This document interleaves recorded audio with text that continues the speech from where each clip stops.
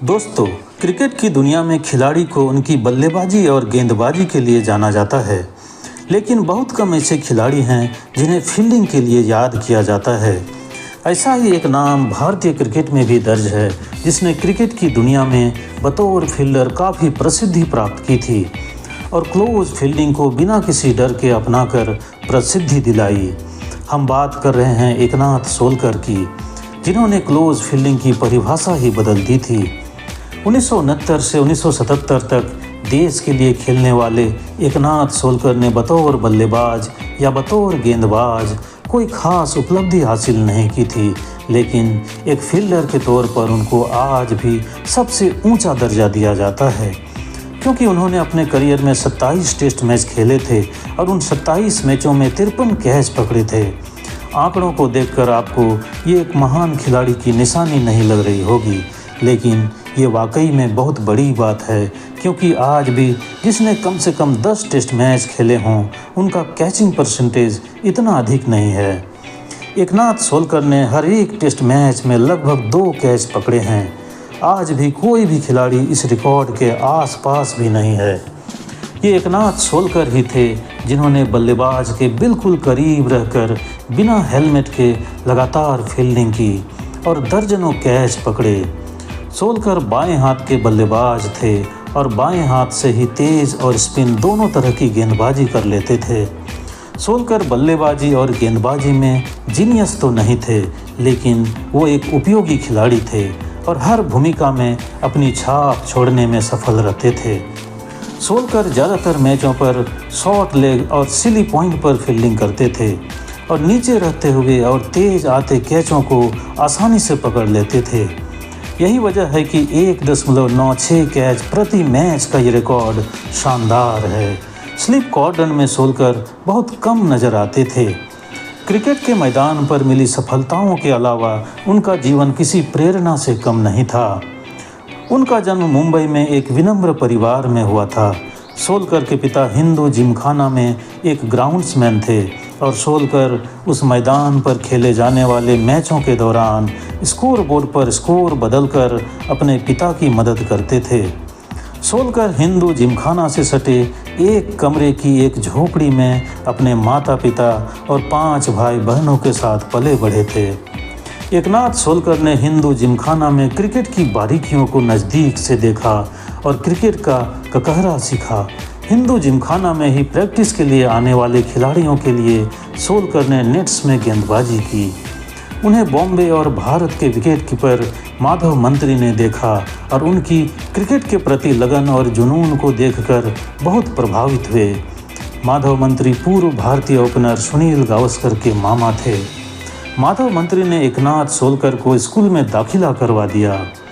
हालांकि सोलकर पढ़ने में मेधावी नहीं थे, लेकिन अपनी मेहनत और लगन से उन्होंने स्कूली क्रिकेट में धाक जमा ली।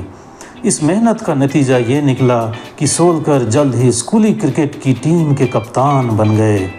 उनके साथी खिलाड़ियों में सुनील गावस्कर और मोहिंदर अमरनाथ जैसे खिलाड़ी शामिल थे। एकनाथ सोलकर ने 1969 में न्यूजीलैंड के खिलाफ हैदराबाद टेस्ट से अपना टेस्ट डेब्यू किया। अपने 7 साल के अंतर्राष्ट्रीय करियर में सोलकर ने 7 वनडे और 27 टेस्ट खेले। उनका सबसे यादगार प्रदर्शन 1970-71 में वेस्टइंडीज़ और इंग्लैंड में भारत की टेस्ट सीरीज जीत में आया। उस सीरीज में भारत की स्पिन चौकड़ी बिशन सिंह बेदी, भागवत चंद्रशेखर, इरापल्ली प्रसन्ना और एस वेंकट राघवन की प्रसिद्धि बुलंदी पर थी। इन चारों की सफलता में सोलकर का बड़ा योगदान था। सोलकर ने फॉरवर्ड शॉट लेग तथा सिली पॉइंट पर खड़े होकर दर्जनों हैरतअंगेज कैच पकड़े। भारत के पूर्व कप्तान बिशन सिंह बेदी ने एक बार कहा था कि एकनाथ के बिना हमें उतने विकेट नहीं मिलते जितने मिले, क्योंकि वह फॉरवर्ड शॉट लेग पर खतरनाक कैच पकड़ते थे। वहीं टॉनी ग्रेग ने कहा था, एक की सबसे अच्छा फॉरवर्ड शॉट लेग फील्डर था जिन्हें मैंने अपने करियर में देखा है। 1971 के इंग्लैंड दौरे में ओवल के मैदान पर खेले गए मैच में सोलकर ने उपयोगी 44 रन बनाए थे और बाद में 38 रन देकर 3 विकेट हासिल किए थे। इस मैच में उन्होंने कीथ फ्लेचर और एलन नॉट के कैच लपके थे। जिन्हें टेस्ट क्रिकेट के सर्वश्रेष्ठ कैचों में शुमार किया जाता है। आबिद अली के साथ गेंद की चमक उतारने के लिए गेंदबाजी का आगाज करने वाले सोलकर ने अपनी मध्यम गति की गेंदबाजी से जेफरी बॉयकॉट को इस दौरे पर 3 बार पवेलियन भेजा था। सोलकर ने 1971 के वेस्टइंडीज दौरे में अपनी बल्लेबाजी का अच्छा प्रभाव छोड़ा था। उन्होंने तब 5 मैचों में 224 रन बनाए थे, लेकिन क्लाइव लॉयड और रॉय फ्रेडरिक्स जैसे बल्लेबाज उनकी फील्डिंग से घबराए हुए रहते थे।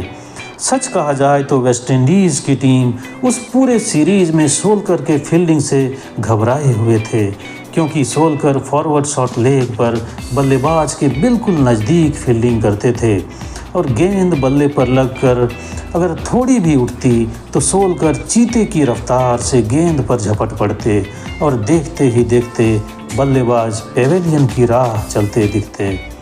सोलकर को क्लोजिंग फील्डर का बादशाह यूं ही नहीं कहा जाता है। उन्होंने 27 टेस्ट मैचों में 53 कैच लिए थे और उनमें से ज़्यादातर कैच फॉरवर्ड शॉट लेग और सिली पॉइंट में लिए गए।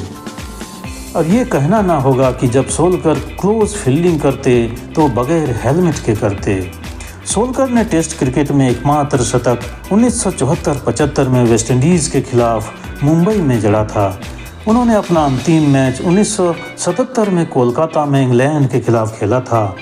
मशहूर क्रिकेट कमेंटेटर और खेल विशेषज्ञ हर्षा भोगले ने हाल ही में भारतीय क्रिकेट इतिहास के बेस्ट फील्डर्स की लिस्ट जारी की थी, जिसमें उन्होंने एकनाथ सोलकर को पहले स्थान पर रखा था।